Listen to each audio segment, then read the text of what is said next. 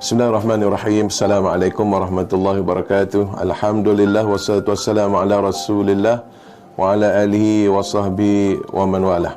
Sidang penonton yang dirahmati Allah sekalian, pada hari ini suka saya bersembang berkaitan dengan satu topik ataupun tajuk yang biasa dilontarkan oleh penceramah-penceramah, tapi bagi saya ia merupakan satu tajuk yang suka juga saya bincang dengan tuan-tuan dan puan-puan sidang penonton sekalian, iaitu nikmat usia. Bila mana kita sebut usia ataupun umur merupakan anugerah Allah Subhanahu Wa Taala kepada umat manusia khususnya. Yang pertama, yang kedua, umur ini merupakan amanah seseorang ataupun individu itu dengan Allah Subhanahu Wa Taala.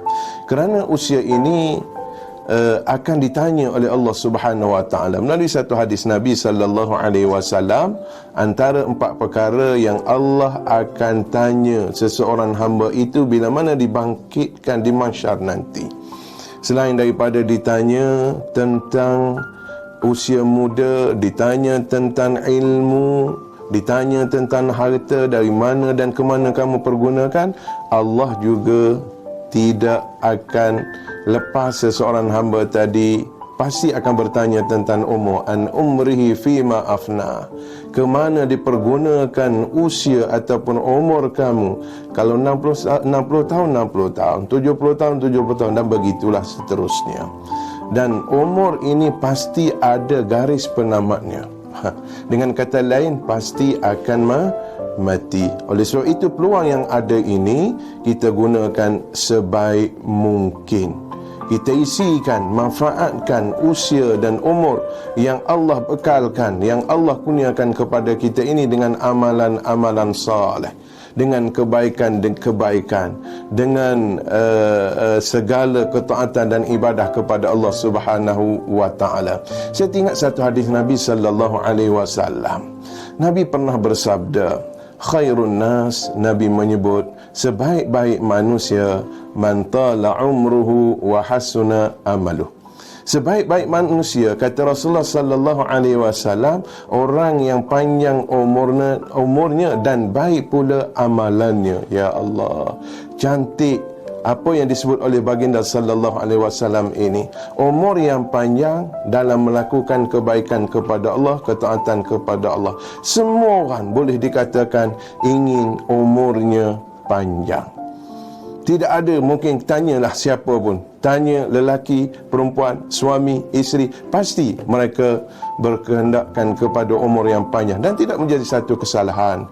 Kita digalakkan untuk berdoa kepada Allah Subhanahu Wa Taala supaya dipanjangkan umur kita. Tetapi yang paling penting, very important punya, kita nak umur yang panjang tadi sebagaimana disebut oleh Nabi dalam melakukan kebaikan dan ketaatan kepada Allah Subhanahu Wa Taala. Maknanya, sidang penonton yang dihormati lagi dikasihi sekalian, tentang umur ataupun usia ini bukan soal panjang ataupun pendek umur. Yang pentingnya pengisian kepada umur yang dikurniakan oleh Allah Subhanahu Wa Taala tadi. Apa yang saya nak kongsikan, kalau kita perhatikan umur Sayyidina Umar bin Abdul Aziz dikatakan 39 tahun sahaja riwayat hidupnya, ataupun umur yang dikurniakan oleh Allah Subhanahu Wa Taala kepada 39 tahun sahaja. Kalau kita orang kata tarikkan perhatian dengan suasana kita hari ini, umur 39 tahun dalam keadaan masih lagi kita nak happy, nak seronok, tapi itulah yang Allah Subhanahu Wa Taala berikan kepada Sayyidina Umar bin Abdul Aziz. Umur 39 tahun telah kembali ke rahmatullah, kembali ke hadirat Allah Subhanahu Wa Taala. Apa yang penting, pengisian kepada umur 39 tahun tadi, subhanallah, disebut seorang yang cukup adil, seorang yang cukup wara', seorang yang penuh pengisian saat-saat usia yang dibekalkan oleh Allah Subhanahu Wa Taala tadi dengan segala macam ketaatan dan ibadah serta amal soleh kepada Allah Subhanahu Wa Taala. Dan begitu juga dengan seorang lagi individu, iaitu Imam Nawawi rahimahullah taala. Imam Nawawi dikatakan umurnya 47 ataupun 46 tahun telah kembali ke hadrat Allah Subhanahu wa taala. Umurnya tidak begitu panjang, tetapi sampai hari ini boleh dikatakan karangan kitab-kitab yang telah ditulis oleh Imam An-Nawawi rahimahullah taala seolah-olah Imam Nawawi hidup sampai kepada hari ini. Kerana apa? Kerana jasa dan juga pengorbanan yang ditinggalkan kepada umat manusia di dunia ini, termasuklah kitabnya hadis Arba'in ataupun hadis 40 Imam Nawawi, Riyadhus Salihin, Kitabul Azkar dan kitab-kitab yang lain, sehingga sekarang ini menjadi bahan rujukan kepada umat Islam khususnya dalam menerokai ilmu-ilmu yang berkaitan. Maka di sini saya nak tegaskan, soal nikmat usia ini saya nak menyatakan bukan soal panjang ataupun pendek usia ataupun umur yang Allah Subhanahu wa taala kurniakan kepada kita.